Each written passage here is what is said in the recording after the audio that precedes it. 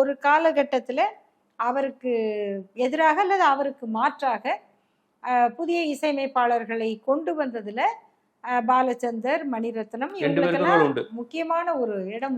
AR Rahman அப்படிதான் அவங்க ரோஜா எல்லாமே ப்ரொமோட் பண்ணாங்கன்னு சொல்லுவாங்க. ஆமா, அதாவது அப்போ இளையராஜாவை மட்டம் தட்டுறதுக்கு ஏஆர் ரஹ்மான் தேவைப்பட்டார்.